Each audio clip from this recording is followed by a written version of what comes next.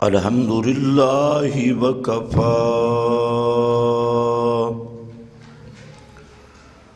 والصلاة والسلام علی سید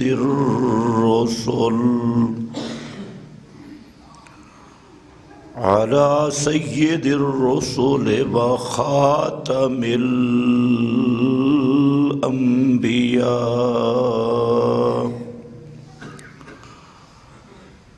اما بعد فاعوذ باللہ من الشیطان الرجیم بسم اللہ الرحمن الرحیم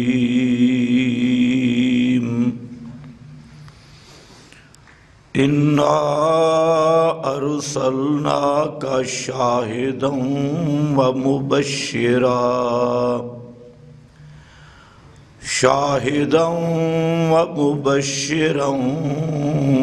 ونذیرا لتؤمنوا باللہ ورسولہ وتعزروہ وتوقروہ سبحان ربک رب العزت عما یصفون وسلام علی المرسلین والحمد للہ رب العالمین۔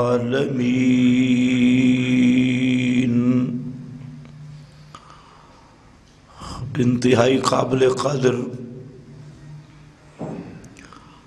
بزرگوں اور بھائیوں،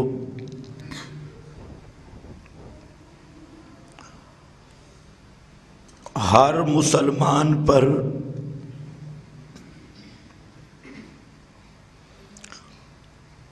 دو چیزیں سمجھنا اور جاننا یہ فرض کا درجہ رکھتی ہے۔ ان میں سے ایک چیز ہے مقام رسول صلی اللہ علیہ وسلم، اور دوسری چیز ہے پیغام رسول صلی اللہ علیہ وسلم۔ جب تک ان دو چیزوں کی سمجھ نہ آئے اس وقت تک آدمی اس دین کے قریب نہیں جا سکتا جو دین محمد مصطفیٰ نے پیش کیا۔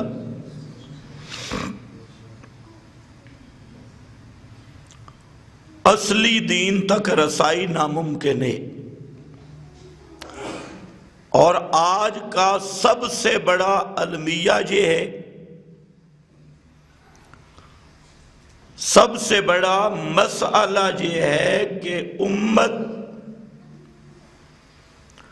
مقام رسول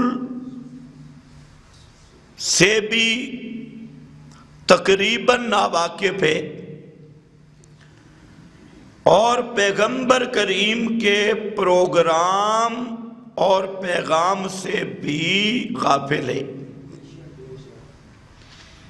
جس کی وجہ یہ ہے، جس کا نتیجہ یہ ہے کہ آج امت کی اکثریت کے پاس وہ دین نہیں جس دین کو محمد مصطفیٰ نے پیش کیا تھا۔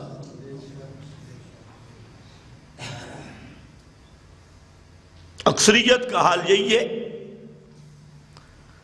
دین کے نام پر اکثر لوگ تو دین سے ہیں ہی متنفر، اور وہ اپنے آپ کو روشن خیال، لبرل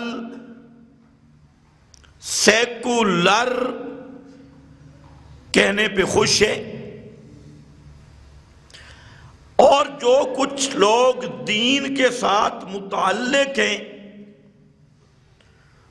ان کی رسائی اس دین تک نہیں جو دین حضرت محمد مصطفیٰ صلی اللہ علیہ وسلم لے کر آئے تھے۔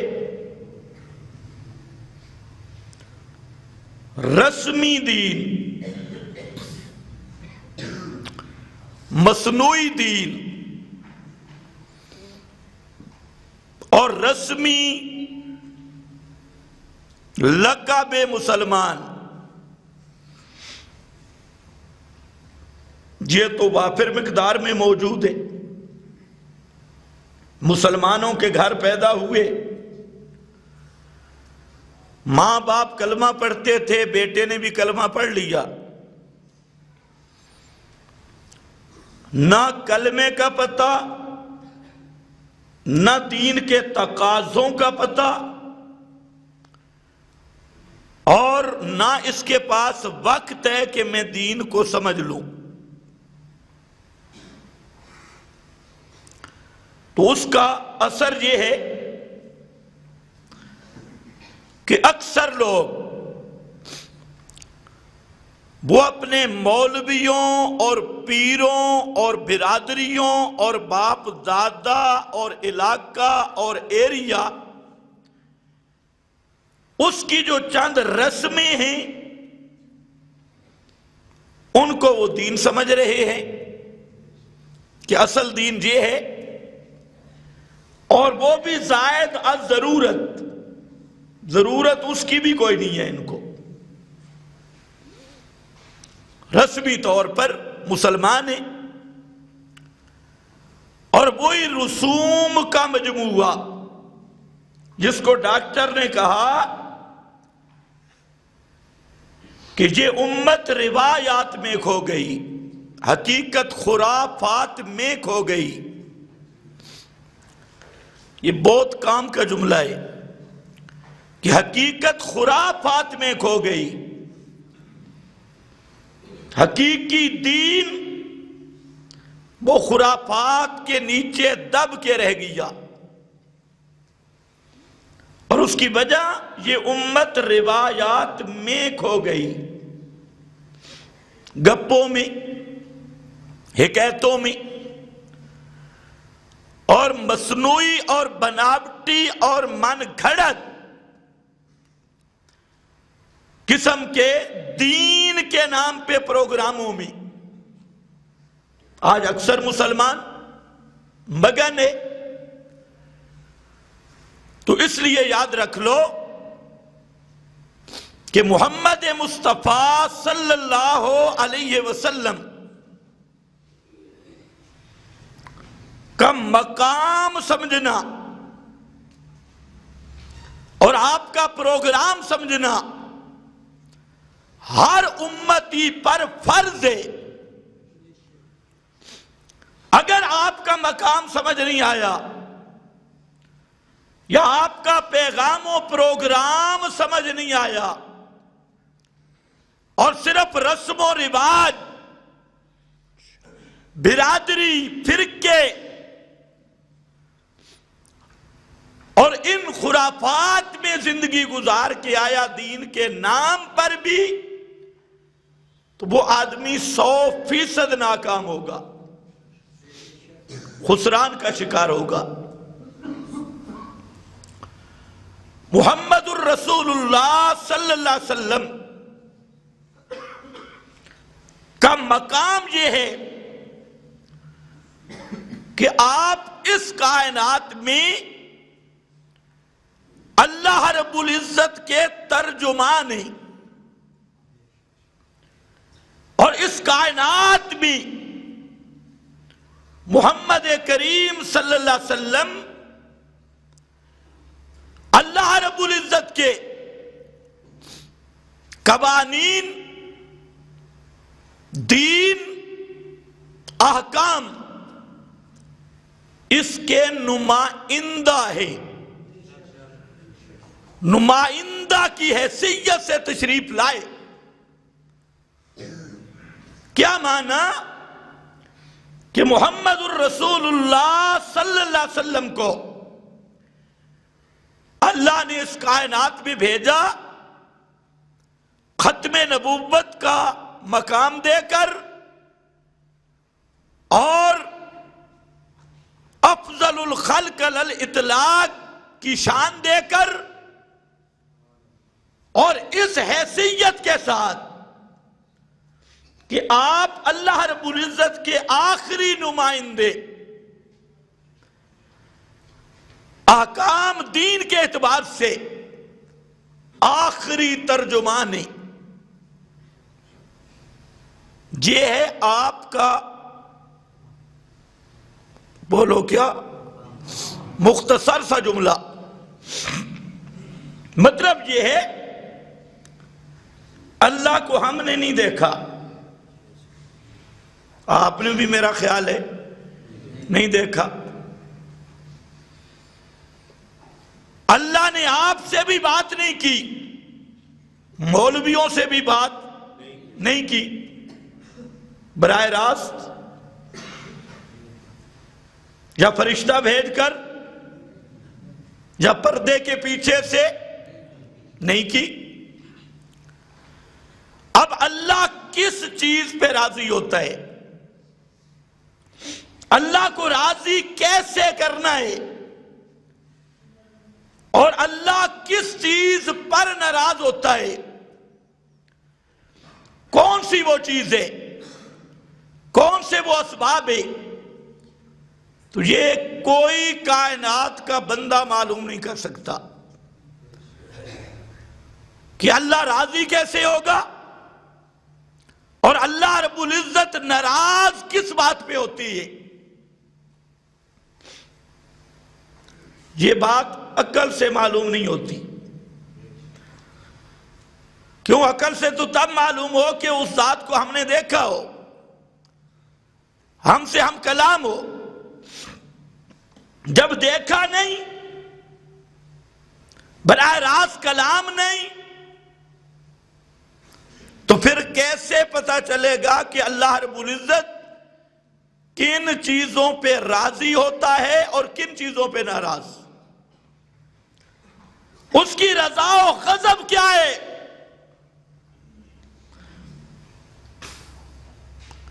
تو اس کے لیے اللہ کا آخری نمائندہ ہے محمد مصطفیٰ صلی اللہ علیہ وسلم. اور یہی نمائندگی والا مقام، ترجمانی والا مقام، اسی کو رسالت سے تعبیر کیا گیا، نبوت سے تعبیر کیا گیا. تو محمد الرسول اللہ صلی اللہ علیہ وسلم اللہ رب العزت اور بندوں کے درمیان وہ سفیر ہیں، وہ نمائندہ ہیں جو یہ بتانے کے لیے آئے کہ انسانوں کو بنانے والا اس نے انسانیت کے فلاح کا نظام کیسے مرتب کیا. یہ تو آپ بھی جانتے ہیں کہ گاڑی میں نقص ہو تو آپ کس کے پاس جاتے ہیں؟ کمپنی کے پاس.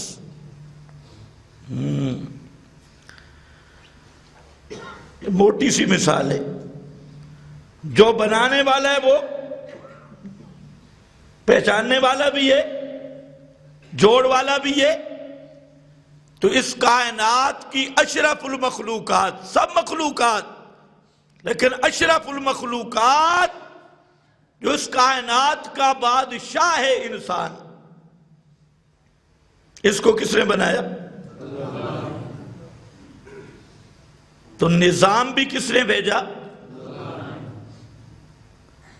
بنائے اللہ اور نظام بنائے میں نے ایم پی اے. یہاں بیٹھ کر نہیں، اللہ نے انسان کو دنیا میں بھیجا اور نظام بھی بھیجا، اور اسی نظام کی اقامت و نفاذ وہ آخری دور آیا محمد مصطفیٰ کا صلی اللہ علیہ وسلم۔ قرآن کریم میں نبی مکرم صلی اللہ علیہ وسلم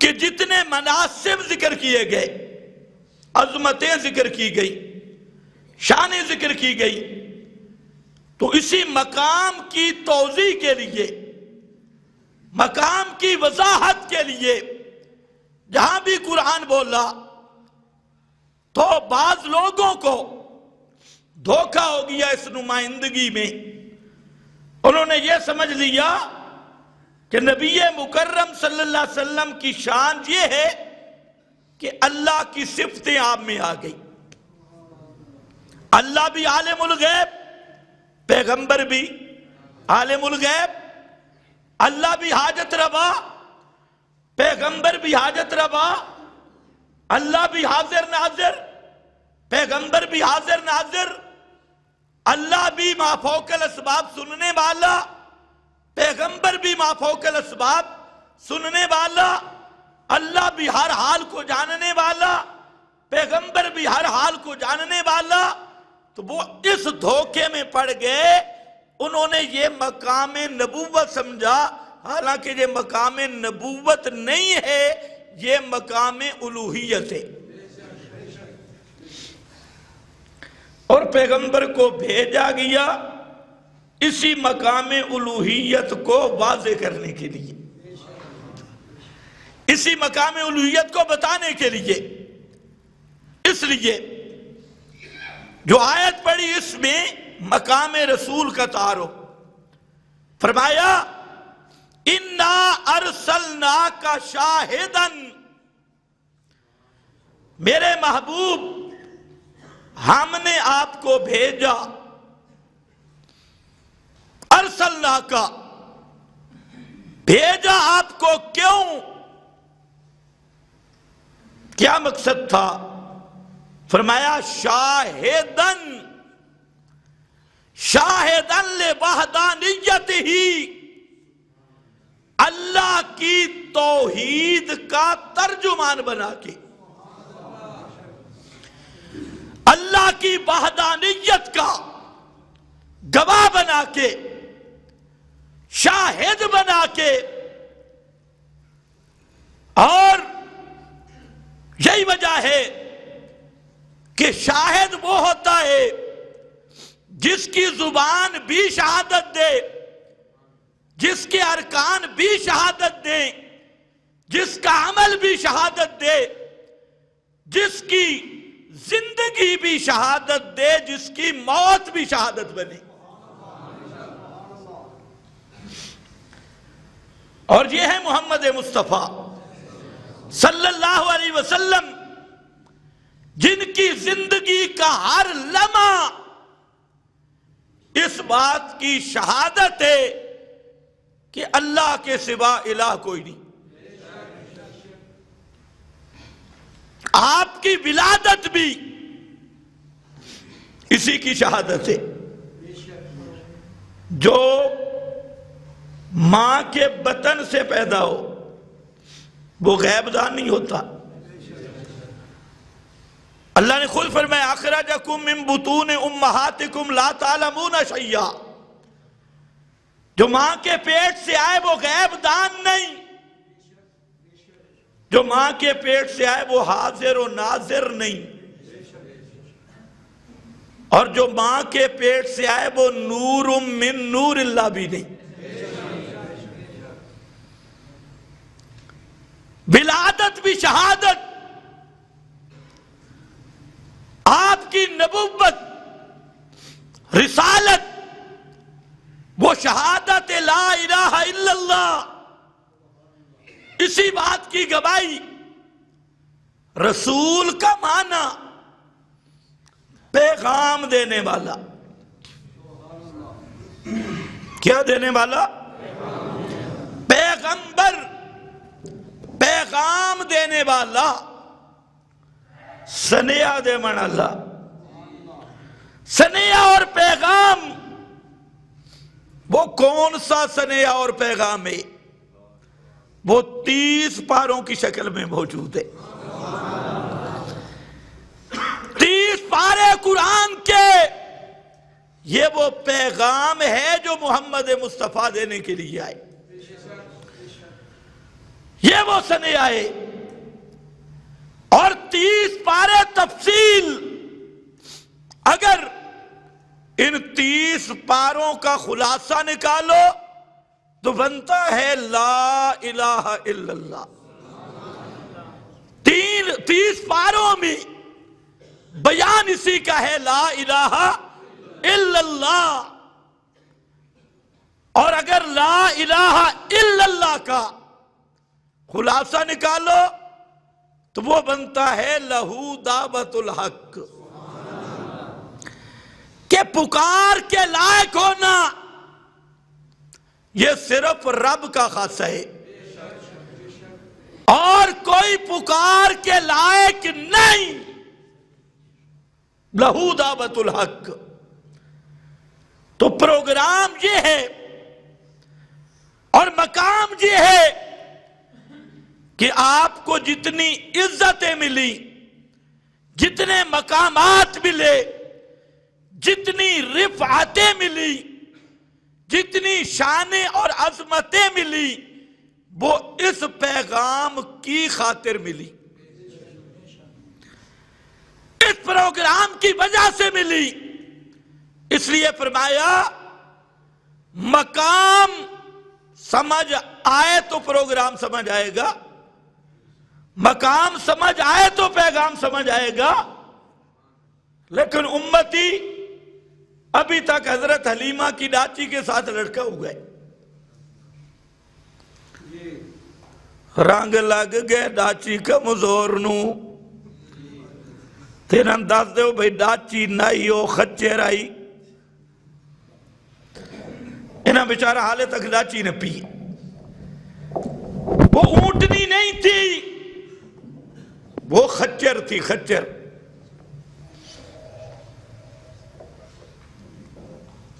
تو یہ سمجھتے ہیں کہ پیغام مقام رسول اور آپ کی تعریف یہی ہے کہ دنیا جہان کے جھوٹ آپ کی طرح منسوب کیے جائے، دنیا جہان کے.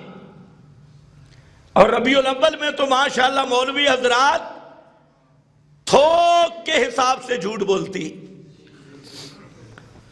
اور وجہ کیا ہے کہ یہ بیچارے نہ قرآن کو سمجھے ہیں، نہ مقام رسول کو سمجھے، نہ پیغمبر کی حیثیت کو سمجھے. اس لیے قرآن نے جہاں مقام ذکر کیا، فرمایا میرے پیغمبر ہم نے آپ کو بھیجا کیوں؟ شاہدن، اپنی توحید کا گواہ بنا کے. شاہد، مبشرن، جو بندہ توحید کا مسئلہ بیان مانتا جائے تو اس کو کامیابی کی بشارتیں سناتا جا. مبشرن ونذیرا، اور جو اس مسئلہ کو نہیں مانتا اس کو جہنم کے عذاب سے آگاہ کرتا جاؤ، آگاہ کرو. شاہد دوسرے مقام پہ ذکر کیا، فرمایا یا ایھا النبی، یا ایھا النبی، اے نبی. یہاں نہیں آیا یا ایھا النبی، یہاں انا ارسلناک شاہدن، سورہ فتح ہے. اور احزاب میں وہاں ذکر کیا یا ایھا النبی، اے بلند شان والو. نبی کا معنی بلند شان والا، بلند درجات والے، ساری کائنات سے مراتب کی بلندیوں پہ پہنچنے والے. یا ایھا النبی، اے نبی، انا ارسلناک شاہدن ومبشرن ونذیرا. یہ تین وہی صفتیں ذکر کی، شاہد بھی، مبشر بھی، نذیر بھی. لیکن آگے ایک اور صفت ذکر کی تاکہ شاہد کی وضاحت ہو جائے. شاہدن کیسے؟ فرمایا داعین اللہ، داعین اللہ، اس کائنات کو قبروں کی پوجا سے چھڑا کے، اس کائنات کو تماثیل اور صورتوں کے پکاروں سے بچا کے، اس کائنات کو یا ابراہیم مدد کے نعروں سے بچا کے، اس کائنات کو ان تماثیل، قبریں، مقربین، فرشتے، جنات کو جو پکارتے ہیں وسیلہ سمجھ کے، ہیلہ سمجھ کے، واسطہ سمجھ کے، ان سب سے ان کو اس سے چھڑا کر، ان کی جان بچا کر، تیری شان کیا ہے؟ داعین اللہ، داعین کس کی طرف دعوت دینے والے؟ یہ ہے مقام رسول، اور ساتھ پیغامی اسی کی طرف اشارہ ہے. مقام سمجھ آئے تو پیغام سمجھ آئے گا. اور مقام رسول جھوٹی روایتوں سے سمجھ نہیں آئے گا، حکایتوں سے سمجھ نہیں آئے گا. مقام رسول قرآن مقدس سے سمجھ آئے گا. داعین اللہ، اللہ کی طرف بلانے والا. اور کیسے؟ فرمایا اعلان کر دے سورہ یوسف، قل ھذہ سبیلی ادعو الی اللہ، قل ھذہ سبیلی، یہ ہے میری سنت. سبیلی کا معنی مفسرین کہتے ہیں سنتی و منہاجی، یہ ہے میرا راستہ، یہ ہے میرا پروگرام. ادعو الی اللہ، میں لوگوں کو بلاتا ہوں کس کی طرف؟ اللہ کی طرف. اور کیسے؟ کیسے اللہ کی طرف؟ وہ دعوت کیسے؟ فادعوا اللہ، فادعوا اللہ مخلصین لہ الدین. اے کائنات والو، اپنی حاجتوں میں دو کام کرنے ہیں. ایک تو ہے فادعوا اللہ، پکارنا ہے صرف اللہ کو. سورو پکار کس کی؟ صرف اللہ کی. کسی نبی، ولی، نوری، ناری، زندہ مردہ کی پکار نہیں. فادعوا اللہ مخلصین، مخلصین. دوسرا کام گڑبڑ نہیں کرنا، رلا ملا نہیں کرنا کہ اللہ کو پکارے اور 7 10 12 واسطے بھی ہوں. 5 دا واسطہ ہی، 12 دا واسطہ ہی، امام کا واسطہ، فلانے کا واسطہ، فلانا. مخلصین لہ الدین، خالص کرتے ہوئے واسطے اس کے پکار کو، اس میں رلا نہیں کرنا. ادعو الی اللہ. اور کیسے پکارنا ہے، کیسے بلانا ہے؟ دعا کا ضابطہ. سبحان اللہ. قرآن پاک میں ایک آیت ہے، امام فخر الدین رازی رحمت اللہ علیہ نے ایک نکتہ لکھا اور کمال سے بھی کمال کر دیا. فرمایا اذا سألک عبادی انی، بولو، فإنی قریب. جو ادھر مسلسل جمعے پڑھ رہے ہو تم سارے عالم ہو ماشاءاللہ. انی قریب، یہاں پر نکتہ آیا امام راضی کا، ذرا توجہ کرنا ہے. امام راضی فرماتے ہیں کہ اللہ فرماتے ہیں اذا سالک عبادی، میرے پیغمبر جب میرے بندے تجھ سے پوچھیں میرے بارے میں کہ اللہ سے مانگنا کیسے، پکارنا کیسے ہے، وہ دور ہے یا قریب ہے، میرے بارے میں سوال کریں تو انی قریب، میں قریب ہوں. راضی فرماتے ہیں لوگوں قرآن مقدس کا یہ انداز ہے کہ جب ایک دفعہ سوال آتا ہے تو جواب کل سے شروع ہوتا ہے. جواب کس سے شروع ہوتا ہے؟ کل سے. یسألونک، تجھ سے سوال کرتے ہیں فلاں چیز کا، کل، تو یوں جواب دے. درمیان میں کل کہ میرے پیغمبر، یسألونک عن الساعۃ ایان مرساہا، تجھ سے سوال کرتے ہیں قیامت کب آئے گی. قل انما علمها عند ربی، اس کا علم کہہ دیجئے میرے پیغمبر، اس کا علم صرف میرے رب کے پاس ہے، صرف رب کے پاس. قل آیا نا، قل. لیکن یہ مقام قرآن کا اذا سالک عبادی انی فانی قریب، اس دستور کے مطابق آنا چاہیے قل انی قریب. لیکن قل اللہ نے یہاں ذکر نہیں کیا. کیوں نہیں کیا؟ فرماتے ہیں اللہ رب العزت بتانا چاہتے ہیں کہ جب مجھ سے مانگنا ہونا تو وہاں محمد مصطفیٰ کے واسطے کی بھی اجازت نہیں. پتہ نہیں تمہیں سمجھ بھی آئی ہے کہ نہیں.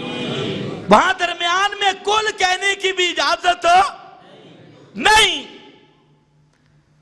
تو کہنے کی بھی اجازت نہیں. یعنی جو اللہ سے مانگنے کا مسئلہ ہے وہ ایسا کھڑا ہو کہ درمیان میں محمد الرسول اللہ کا واسطے کی بھی اجازت نہیں اللہ نے دی، ورنہ آتا کل انی قریب. باہ راضی تجھ پہ رحمت ہو، زبردست بات کی. خیر آؤ، مقام رسول داعیاً الاللہ بإذنہ وسراجا منیرا. سراجا منیرا، لوگ کہتے ہیں یہ نور نہیں مانتے، ہم محمد مصطفیٰ کو سراج منیر مانتے ہیں. کیا مانتے ہیں؟ تم بولو، آئی تو ہم نے بہت آگے جانا ہے. سراج منیر مانتے ہیں. اور سراج منیر کا کیا معنی؟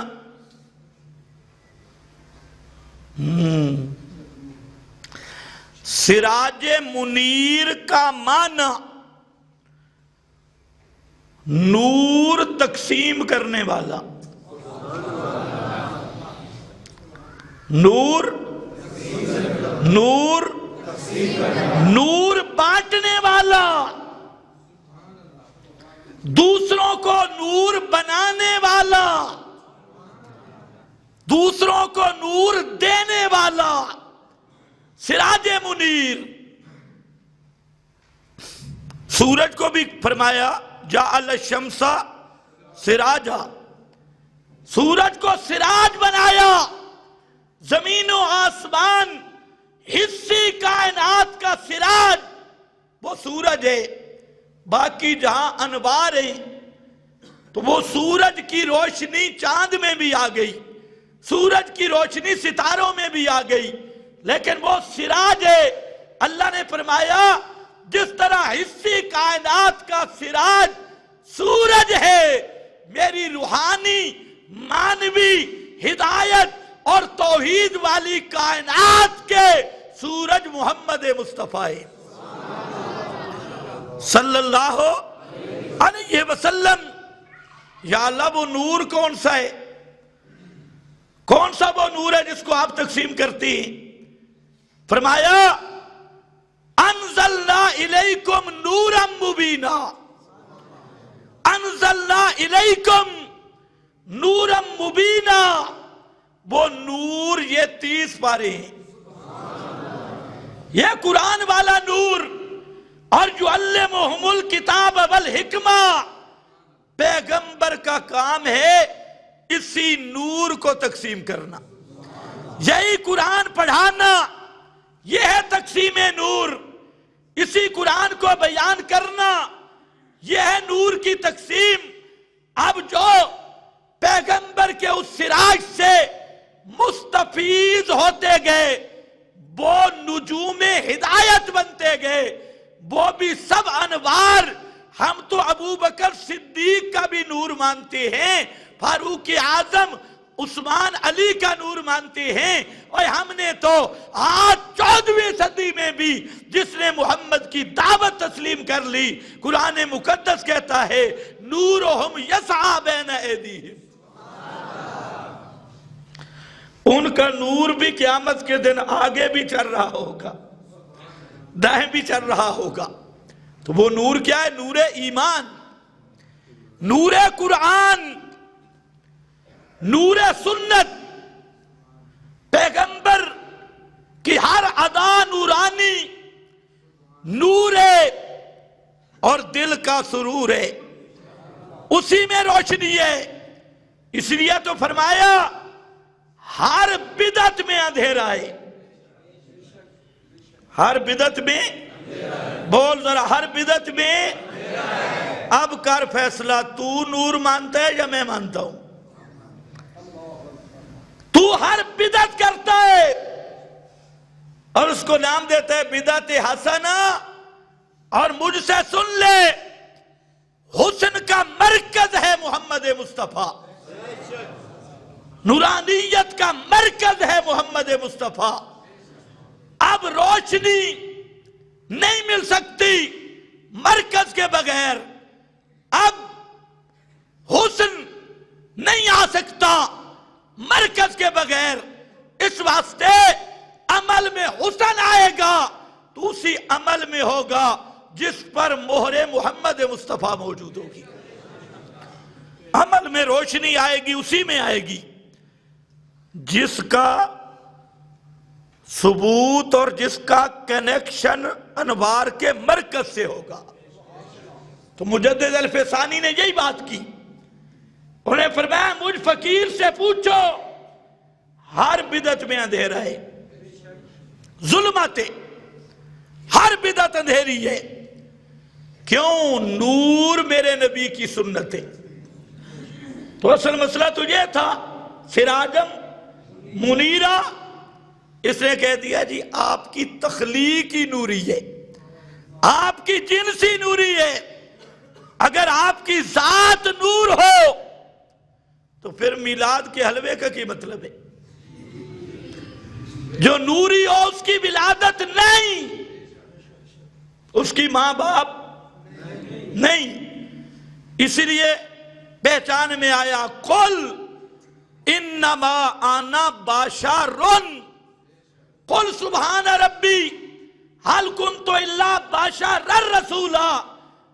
یہ ذات کی پہچان بھی آ گئی کہ میرے پیغمبر بتا دے میں اندر سے بھی بشر باہر سے بھی بشر. رہ گیا نور والا مسئلہ، تو وہ نور ہدایت ہے، وہ نور مانوی ہے. اور پیغمبر کا نور، نور محمدی، نور نبوت، اس کا نام ہے یہ قرآن. اس کے بارے میں فرمایا انزلنا الیکم نورا مبینا. اور یہی قرآن قد جاءکم من اللہ نور و کتاب مبین، وہ یہی کتاب خدا، یہی نور ہے. اور اس نور کو پڑھانے والا، اس نور کو لانے والا، اس کا نام ہے سراج منیر. وہ سراج منیر ہے. اب اس شان میں پھر بھی پروگرام آ گیا. پروگرام آیا، پیغام آیا.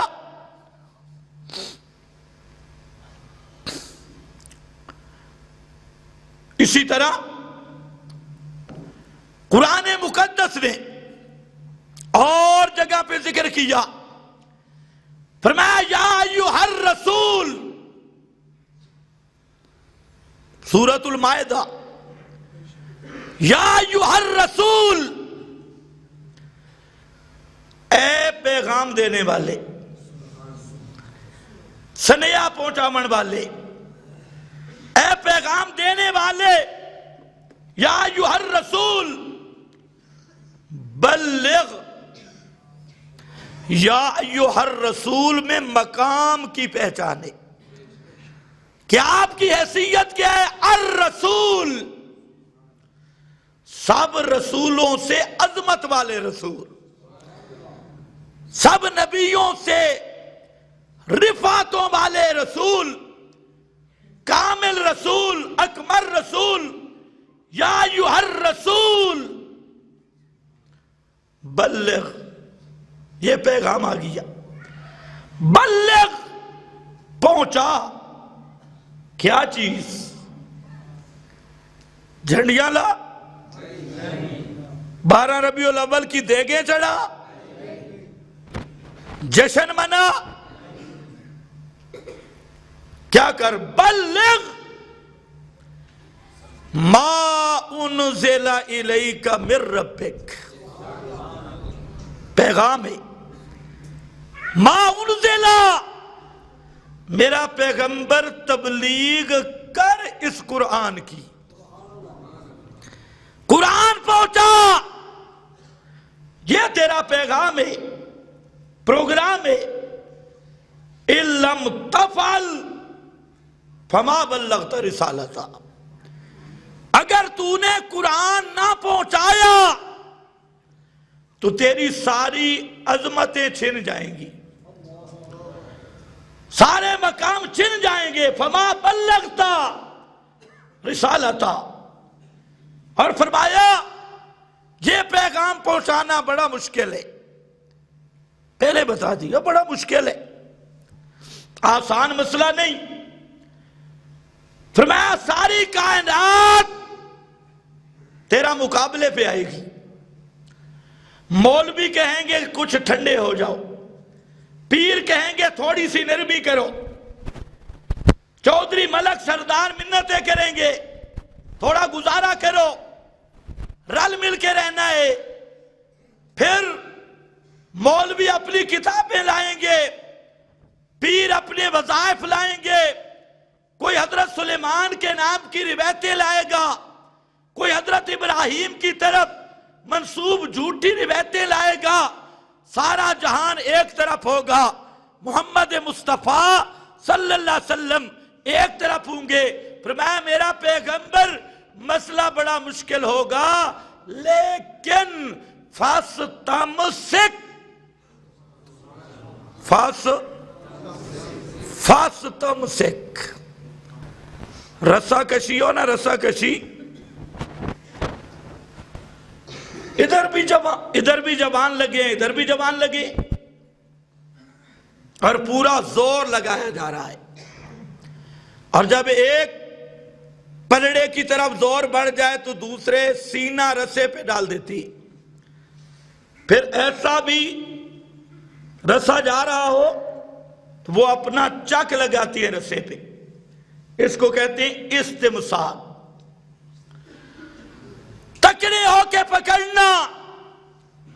ساری دنیا کہے گی ائت بقرآن غیر ھذا، اور بدلو، یہ قرآن نہ ہو، یا یہ ایتیں نہ پڑھو جو پڑھتا ہے، توحید والی ایتیں چھوڑ دے. لیکن آپ نے کیا کرنا ہے؟ فاستمسک بالذی اوحی الیک. میرا پیغمبر چنگل لگانا ہے، جپا مارنا ہے قرآن کے ساتھ. انک علی صراط مستقیم، یہ میری گارنٹی ہے. جو قرآن کے ساتھ چمٹ گیا وہ صراط مستقیم پہ ہے۔ اور ساتھ ذکر کیا میرا پیغمبر سارے لوگ تیری عزت پہ حملہ کریں گے، لیکن میں آپ کو بتاتا ہوں اِنَّهُ لَذِكْرُ اللَّهِ کا اس قرآن سے بڑی عزت ہو ہی کوئی نہیں سکتی۔ یہ آپ کی بھی عزت ہے، آپ کا بھی شرف ہے۔ تو مقام رسول اس امت نے نہیں پہچانا، اور پروگرام رسول یہ لگ گئے ایک نئے دین کی طرف، ابلیس و طاغوت کے دین کی طرف۔ ہمارا نظام وہ دجالی بن گیا، طاغوتی بنا، اور ہمارے گھروں میں تہذیب طاغوتی، دجالی، بول چال میں تہذیب طاغوتی، دجالی، کاروبار، رہن سہن، تعلیم تعلم، یونیورسٹیاں، حتیٰ کہ مولویت میں بھی اکثریت اسی دجالی اور طاغوتی نظام کی پیروکار بن گئی، اور مقصد مادہ پرستی، دنیا کو حاصل کرنا یہ آ گیا۔ اور ہم نے چند رسموں کو دین سمجھا، محمد مصطفیٰ کے مقام کو سمجھ کے، آپ کے پروگرام کو سمجھ کے، پھر ہاتھ میں طاغوتی نظام کی پرچیاں نہیں آتی، پھر ہاتھ میں وہ آتا ہے جس کے بارے میں قرآن کہا اَعِدُّوا لَهُم مَّنِ اسْتَطَعْتُم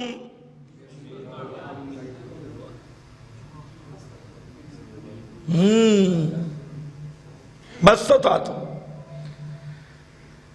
مِّن قُوَّۃٍ۔ آج وہ ہے نہیں۔ اصل دین محمدی کا حسن وہ جہاد ہے،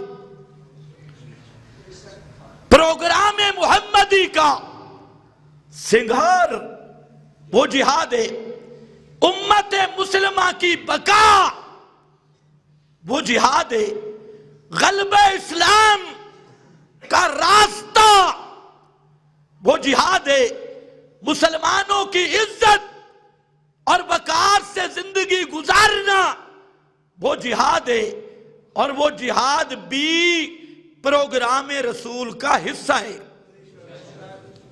پروگرام رسول کا 1000 سال تک مسلمان جب مسلمان ہوا کرتے تھے تو پوری دنیا ان سے ڈرا کرتی تھی، دنیا کا کفر ڈرا کرتا تھا، کسی کو جرأت نہیں تھی اسلام کے خلاف بکواس کرنے کی۔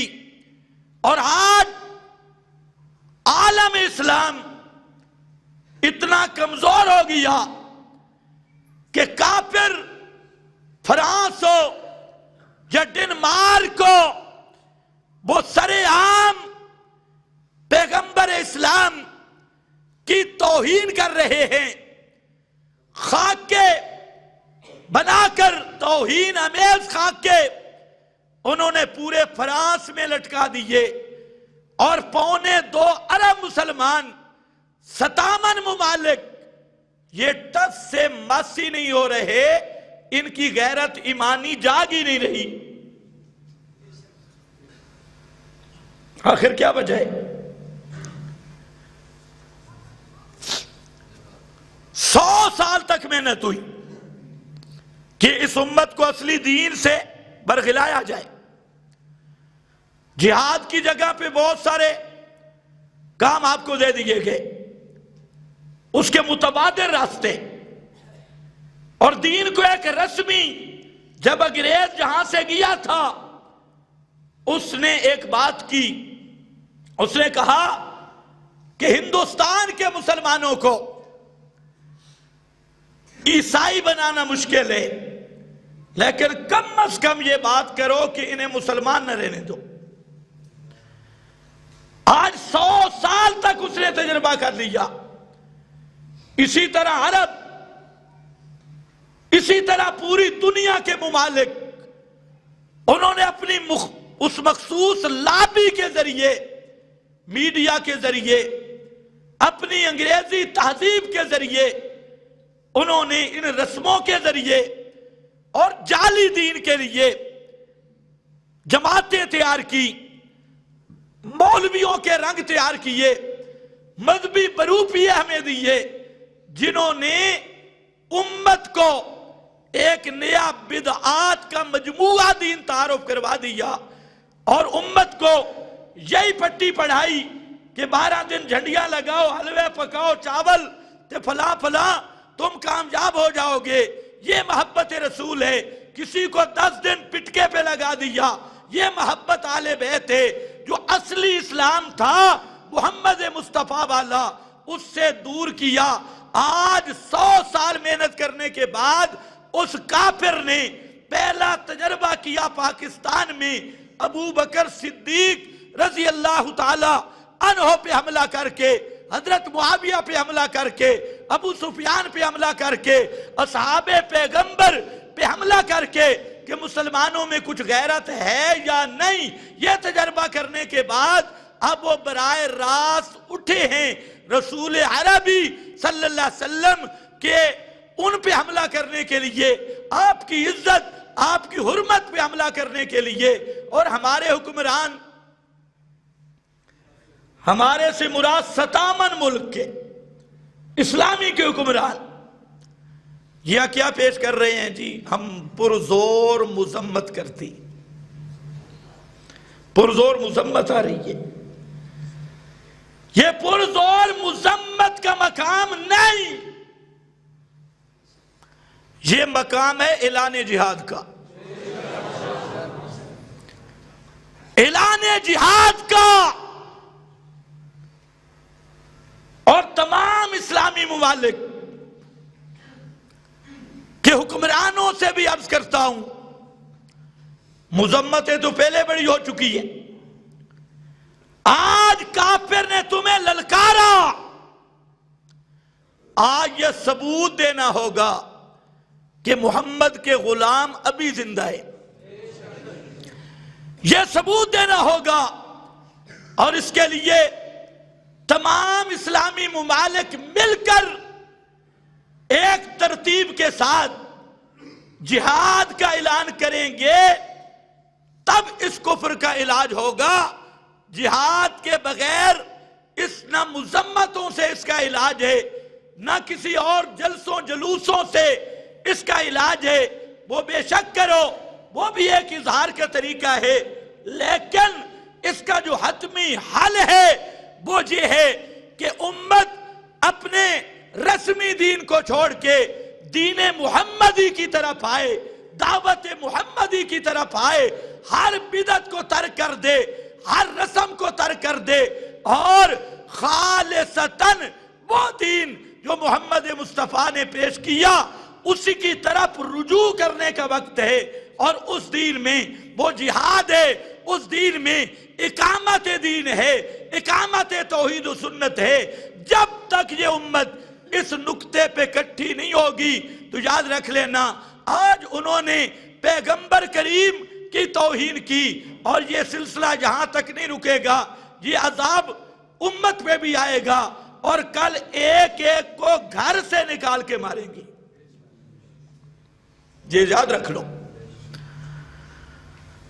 آپ کی قراردادوں پہ سیاست ہو رہی ہے، آپ کے ممبران اجلاس میں لڑ رہے ہیں اپنی سیاست چمکانے کے لیے، اور قراردادیں ہو رہی ہیں۔ امام مالک رحمت اللہ علیہ انہوں نے فرمایا، جو امت اپنے پیغمبر کی عزت کا دفاع نہ کر سکے اس امت کو دنیا میں زندہ رہنے کا حق نہیں ہے، زندہ رہنے کا حق نہیں۔ یہ دو حوالے سن لو، یہ ان کے لیے ہیں جو کلین شیپ لبرل محققین وہ درس دے رہے ہیں یوٹیوب پہ بیٹھ کے کہ کوئی اتنی بات نہیں ہے، اس میں تشدد نہیں ہونا چاہیے، اس میں فلاں نہیں ہونا چاہیے۔ یہاں پر 3 واقعات احادیث میں موجود ہیں. ایک شخص ہے جس کا نام ہے کعب بن اشرف. یہ یہودی ہے اور یہ حدیث بخاری میں بھی موجود ہے. کعب بن اشرف یہودیوں کا بڑا مولوی پادری. یہ بدبخت رسول اللہ صلی اللہ علیہ وسلم کے خلاف شاعری کیا کرتا تھا، حجب کرتا اور ایسے شعر پڑھتا جس میں آپ کی توہین ہوتی اور آپ کی بدگوئی کرتا. اب ذرا خیال کرنا، حضرت جابر بن عبداللہ کہتی ہیں کہ رسول اللہ صلی اللہ علیہ وسلم نے اعلان کیا، من لکعب بن الاشرف، کون ہے وہ آدمی جو کعب بن اشرف کا سر لائے؟ کعب بن اشرف کا اللہ کرے عام میں کوئی ایسا پیدا ہو جائے جو فرانس کے صدر کا سر لائے.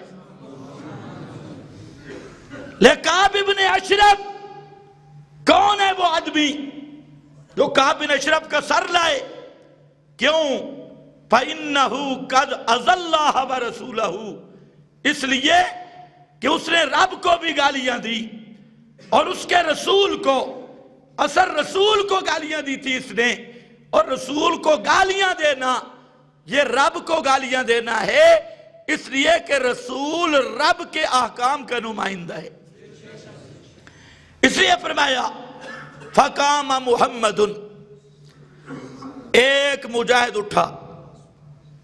اللہ کے رسول کے ارد گرد صوفی نہیں ہوتے تھے جو آج کل پیروں کے ارد گرد ہوتی ہے شو شو کرنے والے. ایک آدمی کھڑا ہوا، قام محمد، اس کا نام بھی محمد بن مسلمہ تھا، محمد تھا، نوجوان. اس نے کہا کہ یا رسول اللہ اتحب ان اقتلہ، آپ اس بات کو پسند کرتے ہیں کہ میں اسے قتل کر کے آؤں؟ قال نعم، فرمایا ہاں قتل کر کے آؤ. یہ بخاری کی حدیث ہے. اس کو مار کے آؤ. اچھا، فرمایا تھوڑا سا مجھے کچھ تبصرے کی اجازت دے دو، اس کو پھنسانے کی اجازت دے دو. اور دوسرے کو جو ہے پھنسانے کی جنگ میں اجازت ہوتی ہے کہ تھوڑی بہت میں باتیں کر لوں. آپ نے فرمایا اجازت ہے، چلو. تجھے محمد بن مسلمہ آیا کعب بن اشرف کے پاس اور کہتا ہے جی سردار جی، ہمارے نبی نے ہم سے صدقہ کا مطالبہ کیا ہے اور ہمارے پاس چیز نہیں ہے، تو آپ مہربانی کریں ہمیں کچھ غلہ دے دیں. کعب بن اشرف نے کہا غلہ میں دے دوں گا، لیکن آپ کوئی چیز گروی رکھے بطور ضمانت کے، وہ میرے پاس رکھے. انہوں نے کہا جی بالکل ٹھیک ہے. تو کعب نے کہا آپ چند عورتیں ہمارے پاس رکھیں. تو محمد بن مسلمہ نے کہا یار آپ بڑے اجمل العرب ہے، بڑا جوان ہے، تو ہم کیسے وہ عورتیں جہاں رکھ سکتے ہیں؟ تو اس نے کہا چلو بچے رکھ لو. انہوں نے کہا کل ہمارے بچوں کو گالیاں ملیں گی کہ یہ تو گروی میں پڑے تھے. تو پھر تو محمد بن مسلمہ نے کہا کہ چند ہتھیار ہم آپ کے پاس رکھتے ہیں گروی کے طور پہ. اس نے کہا ٹھیک ہے. یہ آئے، رات کے وقت آئے. کعب بن اشرف اپنی بیوی کے ساتھ تھا. محمد نے آواز دی باہر آؤ، اور ان کا رضائی بھائی بھی ساتھ تھا، کعب کا رضائی بھائی. تو کعب بن اشرف کہنے لگا کہ باہر سے بلایا گیا. تو بی بی نے کہا کہ یہ آواز بڑی خطرناک لگ رہی ہے، یقطر منہ الدم، اس سے تو خون کے قطرے ٹپک رہے ہیں. اس نے کہا میں سردار آدمی ہوں اور سردار ڈرتا شرتا نہیں، میں جاؤں گا. محمد بن مسلمہ نے اپنے ساتھیوں کو کہا طریقہ یہ ہوگا، جب سردار آئے گا تجھے خوشبو کا بڑا ذوق ہے اس کو، تو میں اس کے سر کے بالوں سے کسی طریقے سے پکڑوں گا اور تم نے ذبح کر دینا ہے۔ ٹھیک ہے، آیا وہ بار اور قال عمر نے کہا، یہ بھی ان کا ساتھی تھا محمد کا، تو محمد وہ جب آیا کعب بن اشرف تو انہوں نے کہا سردار جی آج خوشبو بڑی خوبصورت لگئی ہے، بڑی خوشبو ہے، اور ان لوگوں کو تھوڑا سا اوپر کرو تو اوپر چڑھ جاتی۔ انہوں نے کہا تجھے نہیں پتا کہ یہ خوشبو میں نے خاص کر اپنی بیویوں کے لیے رکھی، عورتوں کے لیے رکھی؟ اس نے کہا سردار جی ذرا سر آگے کرو میں سونگھ لوں، اجازت ہے، مجھے بڑی پسند ہے۔ اس نے سردار جی نے سر آگے کیا تو سردار جی کے بال بڑے تھے، محمد نے بالوں سے پکڑا اور پچھلوں کو اضربو ہو، اڑا دو اس کو، تو اسی طرح بالوں والا سر اس کے ہاتھ میں رہ گیا اور دھڑ پیچھے رہ گیا۔ اور یہ آیا نبی کریم صلی اللہ علیہ وسلم کے پاس، وہاں پر آیا۔ ایک روایت میں یہ ہے کہ جب یہ صحابہ کا یہ اصحابہ اور یہ گروہ ایک مقام پر پہنچا مدینہ کے بالکل قریب، تو اس وقت انہوں نے نعرہ تکبیر لگایا، کبرا۔ نبی کریم صلی اللہ علیہ وسلم نماز پڑھ رہے تھے اور ان کے انتظار میں تھے کہ کیا کر کے آتے ہیں، تو آپ ان کے نعرہ تکبیر سے سمجھ گئے کہ کام بن گئی ہے، کام بن گیا۔ فحمد اللہ، نبی کریم علیہ السلام نے اللہ کی حمد بیان کی۔ اور دوسری روایت میں ہے کہ وہ خود پہنچے، اخبرو ہو، اللہ کے رسول کو خبر دی کہ ہم نے اس گستاخ کی گردن مار دی ہے۔ اس پہ اللہ کے رسول خوش ہوئے۔ تو اس سے کیا معلوم ہوتا ہے؟ گستاخ رسول کی سزا کیا ہے؟ کیا ہے؟ مذمتی قرارداد؟ گستاخ رسول کا علاج قتل۔ اسی طرح یہ ابو رافع یہ بھی یہودیوں کا سرغنہ اور بہت بڑا گستاخ۔ نبی کریم صلی اللہ علیہ وسلم نے ابو رافع کے متعلق یہ بھی ذکر کیا، بعث رسول اللہ صلی اللہ علیہ وسلم الی ابی رافع، نبی کریم علیہ السلام نے صحابہ کو منتخب کیا اور فرمایا جاؤ اس گستاخ کا سر لاؤ۔ یہ باتیں میڈیا پہ کیوں نہیں آتی؟ یہ بخاری ہے، مسلم ہے، اور وہاں پر سوفڑ بیٹھ کے اور لبرل بیٹھ کے کہتے ہیں کوئی مسئلہ نہیں ہے، یہ اظہار رائے ہے۔ یہ اظہار رائے نہیں، یہ اظہار کفر ہے، اظہار بے غیرتی ہے۔ ابو رافع پوری جماعت کو آپ نے بھیجا، اور جب گئی اس میں بھی وَكَانَ ابو رافع یعزی رسول اللہ، وجہ اس کے قتل کی یہ تھی کہ یہ رسول اللہ صلی اللہ علیہ وسلم کو گالیاں دیتا تھا اور یہودیوں کا بڑا تھا چیمپئن۔ تو وہاں پر اس کا قلعہ تھا، بہت بڑا قلعہ، تو یہ رات کو قلعہ میں چلا جاتا۔ وہاں پر جو مجاہدین پہنچے، چند مجاہدین تھے، تو ایک مجاہد جس کا نام عبداللہ ابن عتیق ہے، اس نے کہا یار تم ادھر ٹھہر جاؤ، میں ذرا کوشش کرتا ہوں قلعے میں داخل ہونے کی۔ مغرب کا وقت ہونے والا تھا، تو یہ ایستا ایستا قلعے کے دروازے کے اندر آ کے بیٹھ گئے اور ایسی ہیئت بنائی، اوپر چادر کر لی کہ کوئی سمجھے قضائے حاجت پہ بیٹھی. تو وہ جو دروازے پہ دربان تھا اس نے سمجھا کوئی اپنا آدمی ہے اور یہ قضائے حاجت کے لیے بیٹھا ہے. اور یہ بھی اللہ کی شان کہ اس دن وہ لیٹ بھی ہو گئے تھے, ان کا گدھا گم ہو گیا تھا, اس کو تلاش کر رہے تھے. تو خیر عبداللہ کہتے ہیں کہ بواب اور دربان نے مجھے آواز دی, او اللہ کے بندے آ جاؤ. اس نے کہا جی میں بالکل آ گیا, نام آ گیا. کہتے ایسا میں اندر داخل ہوا اور اندر ایک جگہ تھی اس پہ چھپ کر بیٹھ گیا. اس نے سمجھا جی اوپر چلا گیا. تو وہ جو بواب تھا اس نے دروازے بند کیے, چابیاں ایک طرف رکھ دی. میں نے وہ چابیاں اٹھائی جب وہ چلا گیا. اور وہ جو ابو رافع تھا اس کی رات کو محفل جمتی تھی, بڑے لوگ اس کے پاس ہوتے بیٹھک پر. تو کہتا ہے کہ میں داخل ہوا, ایک ایک دروازے کو بند کرتا گیا, اوپر چڑھتا گیا جہاں تک کہ ابو رافع کے کمرے میں داخل ہو گیا.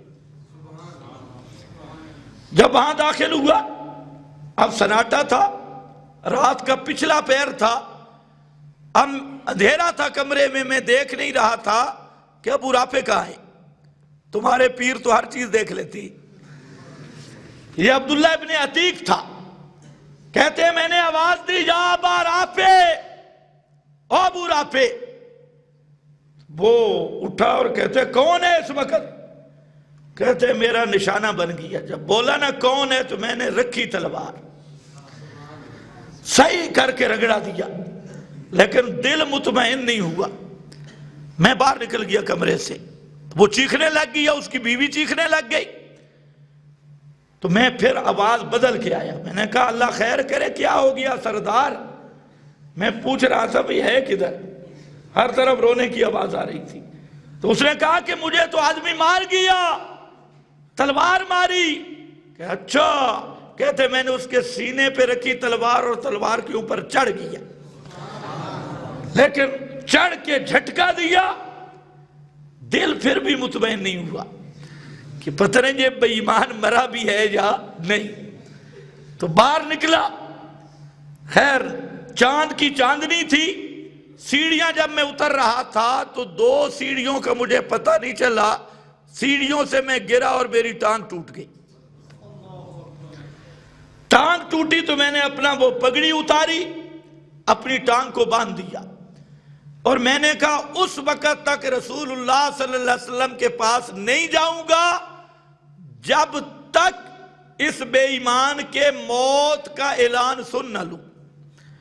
تو کہتے باہر میں بیٹھ گیا, ٹانگ ٹوٹی ہوئی ہے, سرد رات ہے, لیکن حضرت عبداللہ ابن عتیق باہر انتظار کر رہے ہیں.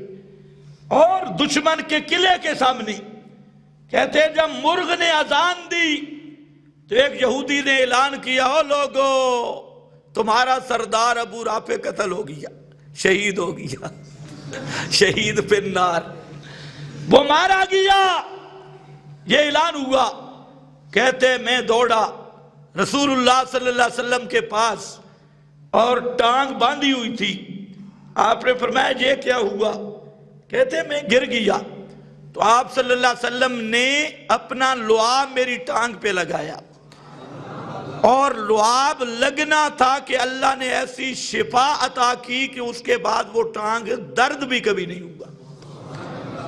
تو گستاخان رسول کا یہ علاج ہے. ٹی ویوں پہ بیٹھ کے مذمتیں نہیں.